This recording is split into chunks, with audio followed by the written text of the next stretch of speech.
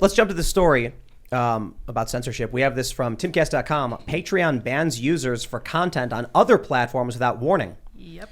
This week, Patreon, which hosts paid content for creators, has banned 2 well-known creators from its platform for appearances and content shared on other media platforms. On Tuesday, Sydney Watson, host of You Are Here, I've heard of that show, on Blaze TV was banned from the platform. Watson does not regularly post content to the site, but was banned over hate speech, according to a notice from Patreon. Watson's program on Blaze TV covers current topics, such as Disney employee walkouts. I think we know that. Plus, we have Elijah here, so we can move on. And we also had Josh Lakash. Is that how you pronounce it? Lake Cash, I think. Lake Cash? Cash, yeah. He was banned hours after appearing on Infor. So these are 2 accounts. But it's not just these individuals on Patreon. It's also Tucker Carlson got censored on Twitter, and Charlie Kirk, and the Babylon Bee. So it looks like we're starting to see censorship kicking back up. For a while there was a small lull, right? Censorship was huge news for a long period of time. All of a sudden now, the reason I would say it looks like we're starting to see things kick into high gear is that Tucker Carlson getting censored is big. I mean, he's prominent. But seeing Sydney Watson get her Patreon banned when she doesn't even post to it is very interesting to me. Why would they shut down Sydney's Patreon? Here's my thoughts. She was getting about $1,000 a month from Patreon passively. This helps Sydney exist and do work and be influential. The midterm elections are coming up, and just 1 month ago, Mike Bloomberg said the Democrats are going to get wiped out. The polls are showing, as of the past few months, Democrats are getting wiped out. Mike Bloomberg was interesting because he said the reason they're going to get wiped out is because Americans perceive Democrats as being too obsessed with cultural issues and not economic issues. Well, why would people believe that? I mean, if you watch the mainstream media, sure, you might hear like CNN and MSNBC will talk some about the Democrats, but for the most part, no, they're trying to prop them up. It's channels like ours, it's shows like yours, Elijah, with Sydney, that are bringing up the cultural issues Democrats are engaged in, what the schools are actually fighting for. The teachers are trying to keep these things a secret. They don't want parents to know about it. If the parents didn't know about it, they'd probably not think Democrats were fighting for it. Because people like you or I expose this stuff, there's a perception growing among regular voters that Democrats are obsessed with cultural issues. Then they banned Sydney Watson seemingly out of the blue for no reason. Why? They want to start stripping away influence like we saw in 2018. The first Patreon purge, it happened just after the midterms. I think just around the same time as the midterms.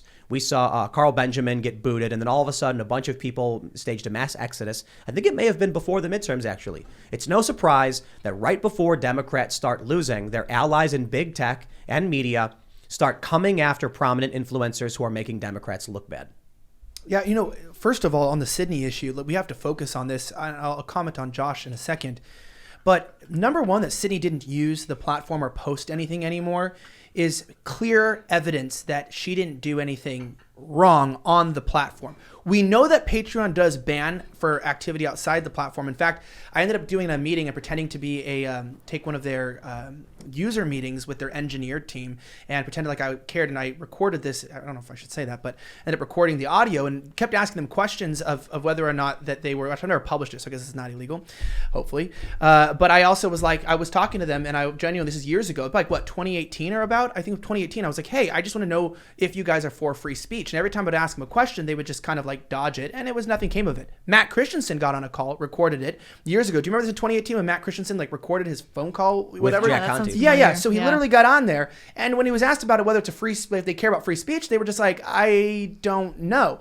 So like basically they didn't want to answer. So I looked back. I had tweets in 2018 saying I gotta leave, and my first tweet of January 1st of 2019 was like, my goal this year is to leave Patreon, and I did, and I lost thousands of dollars prematurely because I knew that this would happen. But with Sydney Watson, there's 3 things that are really vital here. Number one, Sydney is not a religious zealot, nut, right-wing extremist, person, some white straight male that we got to get off because you're going to bring the nationalist fascist government back. Sydney is a cultured, atheist, very well-spoken, well-researched individual who mostly just puts out on her own channel hyper-researched, well-thought-out scripted videos.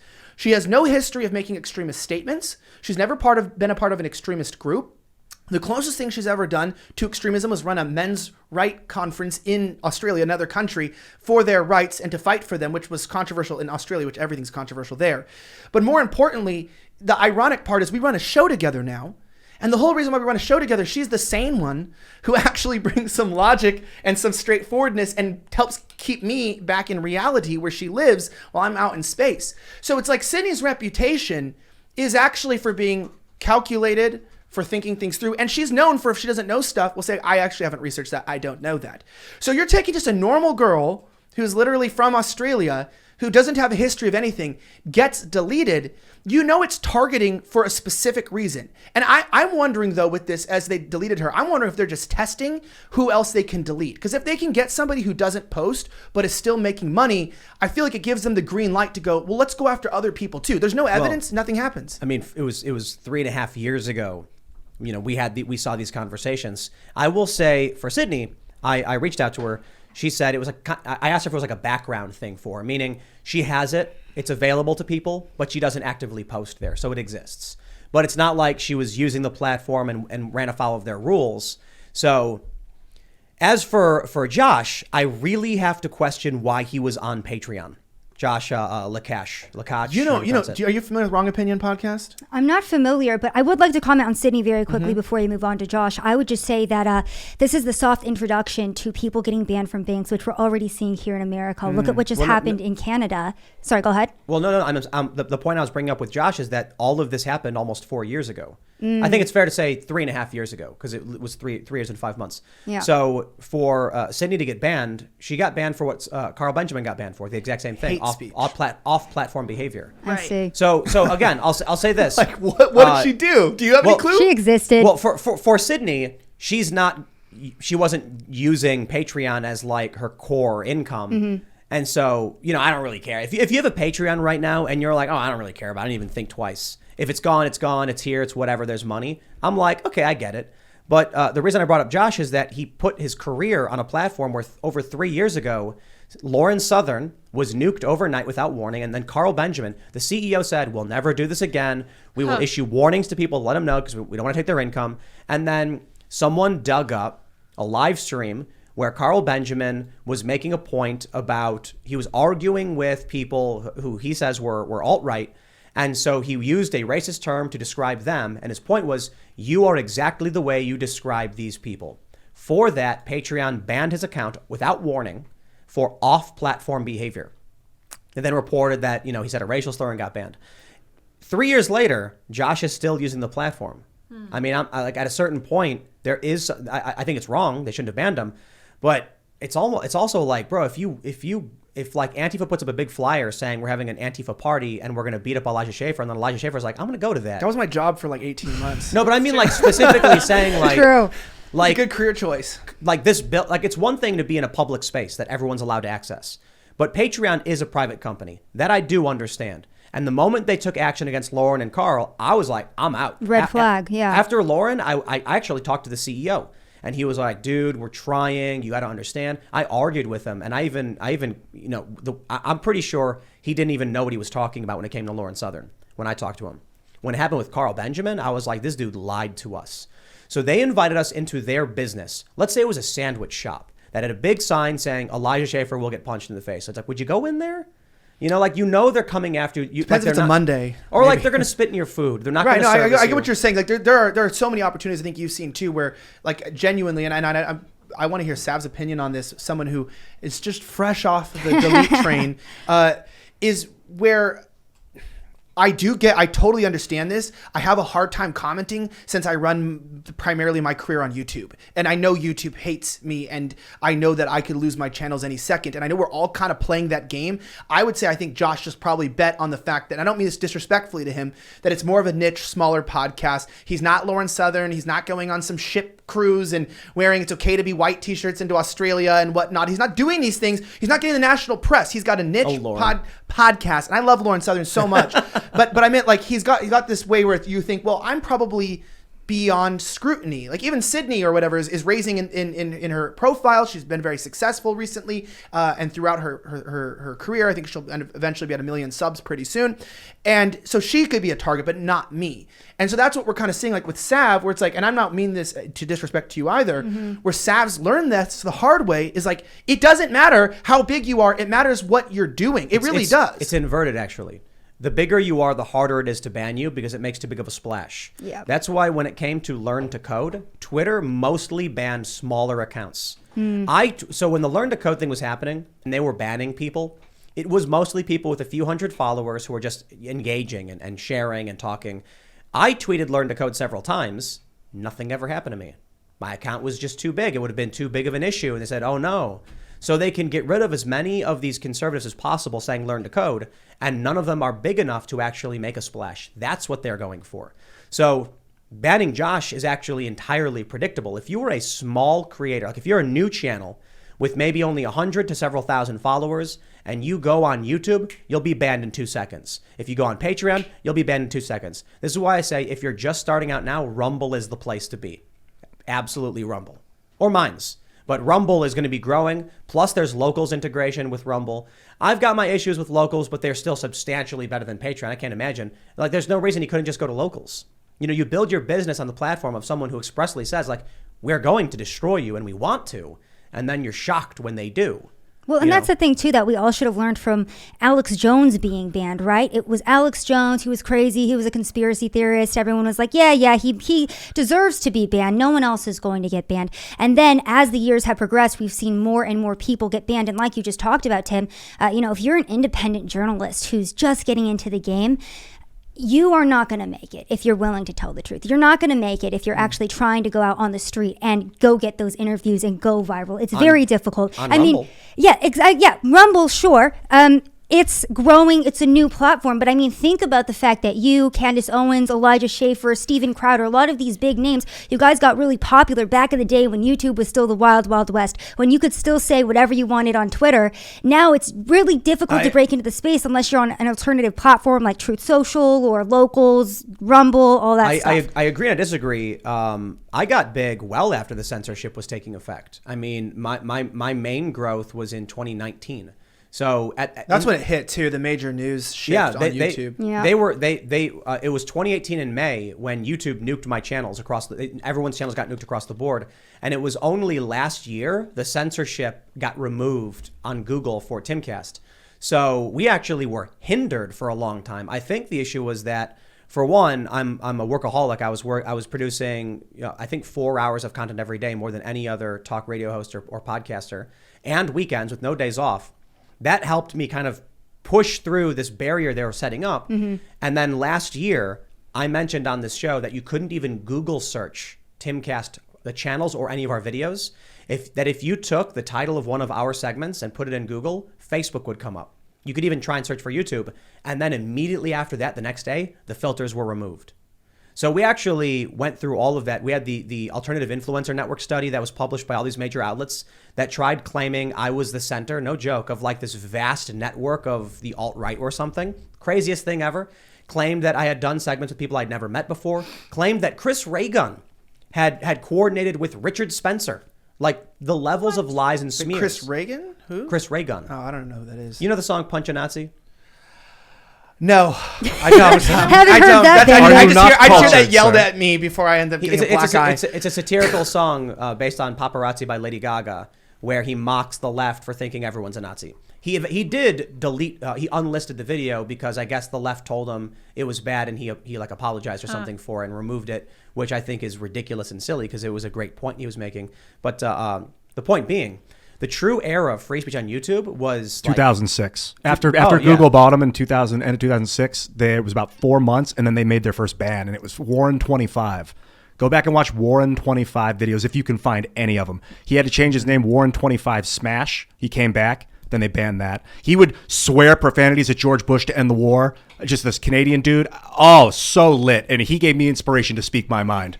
Dude, I get so sad that I'll never get to experience YouTube at its peak. Come on. You can go back and watch it. But it was cool. But a lot of late nights video chatting. Nika Avocado, his name was literally not the Nikk. It was Nigga. And Avocado, he's a white guy on YouTube for a long time. And then it wasn't even as bad as it is now. All he had to come out was be like, yo, I didn't know we weren't supposed to be using the N-word in our names. And then everyone was like, cool. And he's still popular. He's like one of the most viral people in the world. He's like, sorry, try doing that today. Call yourself N-word cast IRL. It's not going to work. There is no peak of YouTube. There isn't one. I mean, maybe we'll see it once YouTube's completely obliterated. But I was at the Tribeca Film Festival ceremony thing I got invited to back in, I think, 2012. I'm pretty sure this was 2012. And there was this very popular YouTube group. Let them keep their privacy. And they were talking to me about how they were like, man, YouTube used to be amazing back in like 2009, 2010. They were like, we'd put up a video and we'd get like 5 million views. Now we're lucky if we get 500,000. That was in 2012 they were saying that. Vice, they got all of their big play on their documentaries in like 2009 and 2010. And then after that, it's like on average, they get like 50,000 now. So people are like, oh man, the best time was 4 or 5 years ago. No, there's no... It's getting bad. It's getting worse. But I think the reality is right now the ladder is being pulled up behind you. There are different periods where everyone thinks like this period was the peak. This period was the peak. I don't know when the peak was, to be honest. Maybe 2012, but maybe not even, because your real opportunity for virality in the era of Reddit and YouTube. This is how, you know, I'm gonna leave people's names out of it, but there's a very prominent podcast that's like spiraling out of control and failing with, you know, this. He's like, the host is sitting in the room. And I'm like, but I won't point fingers. Yeah, no. It's a big podcast. Slightly just be offensive bigger. is spiraling out of But control. I'm gonna leave their name out of it, because what they would do is they would manipulate Reddit to get YouTube traction, and it worked. So you like, there are certain things everyone knew Reddit wanted. And it was very, very easy to gamify the Reddit upvote and downvote system. And so people who didn't know about this, like politicians and big companies, didn't know how to gamify Reddit. So it was just savvy people who had been in the internet figured out how to exploit it to make themselves famous, and they did. And there was this period where if you were smart and you had the ability, you'd make it happen. Now, I agree with you. We're at a point where you can't do it. The ladder's being pulled up behind everybody. If you're really good, you can find a way. But I will say we're at a point where the ladder's gone. Go on Rumble. Well, but here's the fundamental issue, and this is what's so insane to me of how this is backfiring, because I feel like I just squeezed in the last second. It was like the last ditch effort, and one of the other people that squeezed in, Sydney squeezed in, John Doyle squeezed in. It's like this 2018 year. This is right before it got really bad in 2019. If you got in on 2018, you essentially, you know, in the terms of the girl getting passed around the team, you were the 4th or 5th in, but you still made it into the game, into the party. It's true. You still got something. And we got action. And a lot of our channels aren't as big as other channels. We face a lot of stuff, but I'm grateful. And I'm grateful for what I have. I'm grateful for the career God gave me. And I'm happy about that. But here's where I'm not happy. And I'm upset. And it makes me angry. Because they have done two things that is both unforgivable and is going to damage our country as a whole. And I don't think it can be undone. Number one, by shutting the door to individual creators, that was their point, is to take away independent media, because not just the right wing, but as we see with like Russell Brand or Joe Rogan, people who are not right wing, but are inherently open to ideas, which is now becoming a right wing idea. I don't know if you saw today that MSNBC says that exercise is a right wing idea, which I actually kind of agree with. But I will say that they shut the door because it's a joke, but okay. Anyway, so they shut the door to independent and small media. And that was always their plan. My new PA, Josiah Moody, who started, he was like, hey, I was like, yeah, Tucker at his peak will get, 3.5 million views. He goes, yeah, but have you seen his YouTube? It's crushing. And I go, yeah, bro, I'm going to tell you about this one thing called authoritative news sources, where they, gave all the news media basically all of the views that we would all get. So number one, that shut it out, and that doesn't allow us to have ideas. It gives the mainstream media control of the internet, which they didn't have in our country. But the worst part about this is, and you'll know this, the worst part about this, let's say you're new and you want to come up. Well, the way that you want to come up and you're new and you're political, you can't go with the views model unless you work for mainstream media. So you've got to build a cult following. A cult following will always reward more extreme ideas. And not only will it reward more extreme ideas, but it'll actually push you into corners, into more niche avenues, which will make somebody try to appeal to a more extreme perspective. And I see this happening all across the board, especially with Gen Z, is that they've become very authoritarian on left and the right. The people that they like to watch that are more like, demonetized, banned on Twitch, either they're pushing straight up fascism or communism, they're pushing absolute authoritarianism. And what you do is the only place that you can grow. You can go onto any of these side apps where people have fundamentally more extreme views. Now, what that does is it means if you want to find someone who's young, who thinks like you, who's a new creator, Tim Pool sucks, Elijah sucks, Sav sucks, Ian sucks. Okay, I don't want to hear these millennial people, whatever, get the hell out. Where's my Gen Z? You've got a few options, and I'm not going to name them on the screen. You got a few options. I'm telling you, you're not getting kosher ideas. Those are fringe ideas. Some of them, whether you agree with them or not, you have one option. So they're creating an extremist pipeline that they say they're trying to ban. And that's what makes it sad, is a young guy goes, well, I want to be a right-wing podcaster. If you're espousing Charlie Kirk's views, Ben Shapiro's views, you aren't going to get anywhere. You're going to have to go as far right or as far left as possible. You're going to have to appeal to the extreme base, focus on small donations, and then we start breeding these little like cosmic groups of people who are in an echo chamber and they all think they're right. They're completely detached from any of the mainstream narrative, any of the independent media, and they're doing their own thing. And I feel like we've lost them. They hate us all, by the way. Gen Z hates, like they really genuinely do, like hate the millennials and all the other creators. They're like very Well, they're against right us. to hate millennials. Well, yeah, but what I'm saying is that, I'm only half kidding. but I meant there's no olive branch because you don't have like a good Gen Z YouTuber that comes on your show and then you're debating and you're on his channel. We just don't have that. There's like a cutoff. It's like 25 years old and everyone under that is now in their own niche and we have a divide politically. And I don't know what they're up to until I go to their streaming sites and I'll watch them and I'm like, oh crap. Like, I mean, from Charlie Kirk to now, I'm glad we've gotten more like open to discussing ideas. Charlie Kirk is Gen Z, isn't he? No, he's my age, 28, so he's millennial. 28's millennial? Yeah, for sure. I think 26 is the cutoff, or 25 is the cutoff. Oh, okay. So, but I was going to say, yeah, under 25, it's not that all their ideas are wrong.